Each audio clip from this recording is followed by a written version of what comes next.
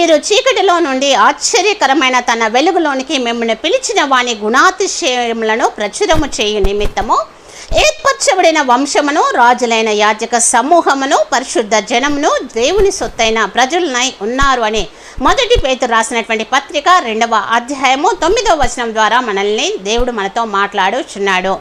చీకటిలో నుండి ఆశ్చర్యకరమైనటువంటి వెలుగులోనికి మనల్ని పిలిచి దేవుని యొక్క గుణాతిశయములను, నిన్ను నన్ను సృష్టించినటువంటి దేవుడు నీ కొరకు నా కొరకు భూమి ఆకాశములను, సూర్య చంద్ర నక్షత్రములను సృష్టించి తన జీవాత్మను నీకు నాకు అనుగ్రహించిన దేవుడు, ఏర్పరచబడినటువంటి వంశముగా, రాజులైన యాజక సమూహముగా, పరిశుద్ధ జనముగా, తన సొత్తైనటువంటి ప్రజలుగా ఉండుటకు పిలిచి ఉన్నాడు కనుక ప్రభు యొక్క గుణాతిశయములను రాజులుగా ప్రజలను ఏలుచు, యాజకులుగా బోధిస్తూ, పరిశుద్ధ జనముగా, దేవుని సొత్తైన ప్రజలుగా మనందరము ఉందుముగాక.